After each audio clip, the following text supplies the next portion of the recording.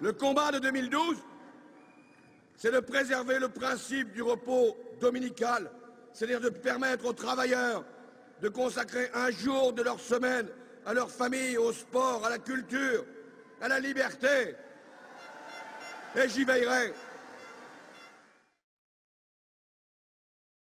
Il faut savoir ce que nous voulons. Est-ce que nous souhaitons que les millions et les millions de touristes, et notamment chinois, qui viennent sur la capitale, partent ou non le dimanche sur Londres pour faire leurs courses? Je pense que pour des raisons évidentes, économiques, d'attractivité, de création d'emplois, ouvrir un certain nombre de magasins dans un certain nombre de zones touristiques bien ciblées me paraît être le bon sens. Mais à chaque fois, cela doit se faire avec des contreparties claires pour les salariés.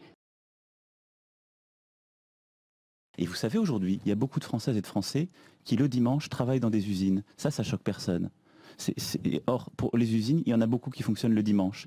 Et vous savez, il y a beaucoup de Françaises et de Français qui travaillent aussi dans des services culturels, de sécurité sanitaire. On n'a jamais vécu ça comme une régression sociale. Les jeunes Françaises et les jeunes Français, le dimanche, ils n'ont pas tous la chance de déjeuner en famille, de pouvoir faire une sortie culturelle ou une balade au parc. Il y a beaucoup de Françaises et de Français qui aimeraient travailler le dimanche pour précisément pouvoir se payer le cinéma. Il faut regarder la France, des banlieues, des quartiers périurbains, où travailler aussi le dimanche, ce sera des opportunités qu'on recrée. Parce que ce sera aussi choisi, parce qu'on protégera mieux. Et donc il ne faut pas réduire la société à un seul modèle, il ne faut pas réduire la société à une seule vision. Il y a beaucoup de Françaises et de Français qui veulent aussi qu'on leur redonne ces opportunités. Tout ça, il faudra que vous en convainquiez la majorité. Est-ce que vous êtes certain d'avoir une majorité pour voter ce texte à l'Assemblée? Mais nous allons la